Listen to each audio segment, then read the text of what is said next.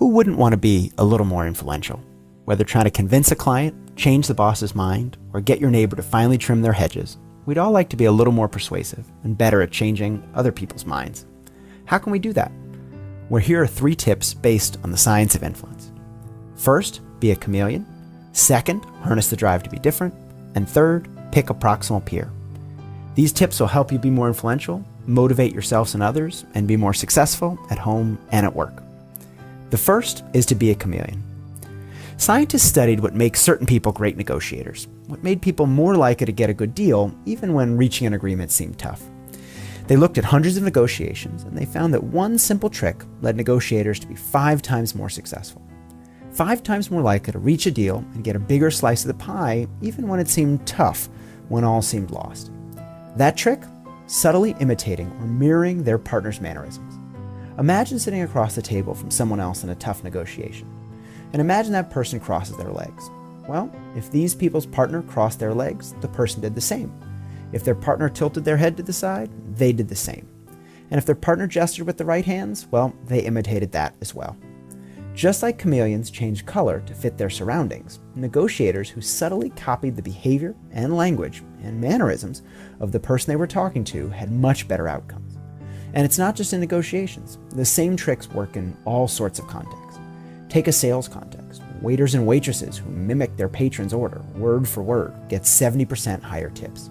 Speed daters who talked more similarly to one another were more likely to go on a second date. So don't just listen, emulate. Trying to convert a job interview, convince a client, or turn a first date into a second? Well, be a chameleon. If an interviewer leans back on the chair and crosses their legs, do the same. If a client starts emails with hey instead of dear, adopt that language. Subtle shifts can deepen social bonds and turn strangers into allies. Mimicry, or being a chameleon, is only one of many often invisible influences that affect behavior. But people don't just do the same thing as others. Sometimes they do something different. Influence is like a magnet. Sometimes it attracts and sometimes it repels, which brings us to our second tip, harnessing the drive to be different. Scientists examined this idea at a beer tasting. They offered groups of patrons sitting together the opportunity to sample one of 4 house beers.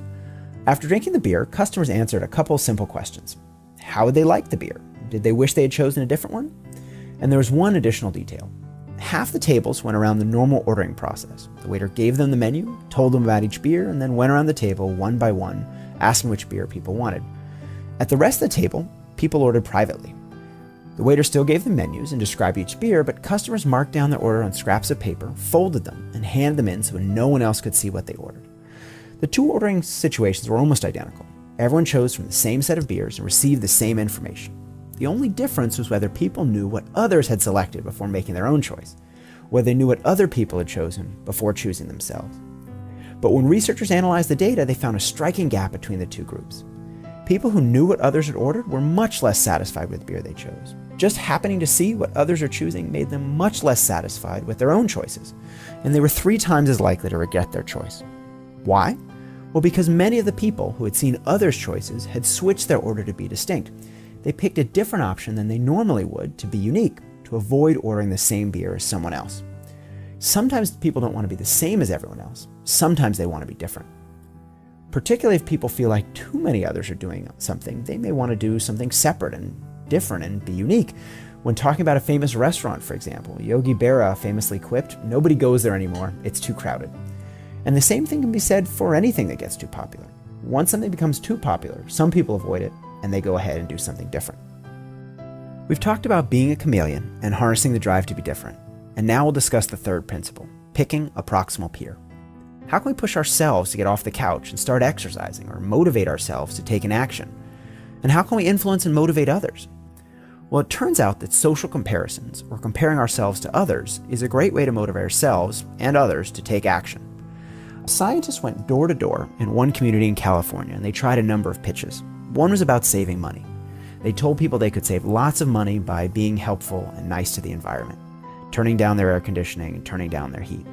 Another group, they focused on just saving the environment itself, how they could do good for the world by turning down their AC and turning down their heat. And a third group, they focused on helping the community by being good to the environment. They asked each of these groups how effective they thought the pitches would be. how likely people would be to change their behavior after hearing the pitch. And most people said, sure, definitely, I definitely changed my behavior.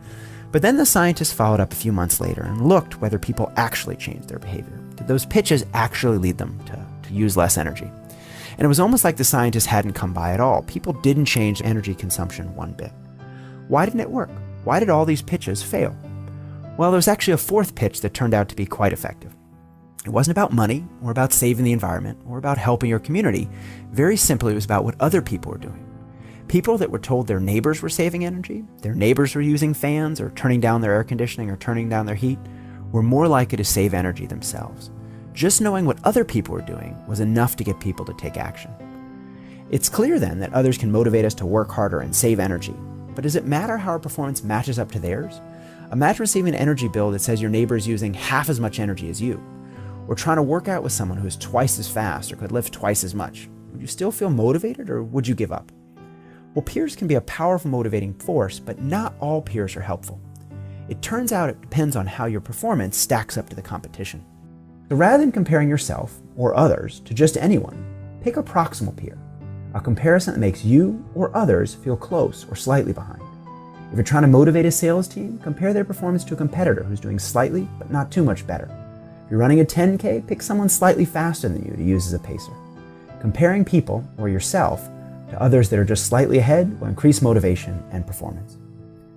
Overall, we've discussed 3 tips to increase your influence. We've talked about being a chameleon or using the power of mimicry, harnessing the drive to be different or people's desire to be unique and stand out, and motivating others and yourself by picking a proximal peer. The more you understand about how influence works, the more you can harness its power.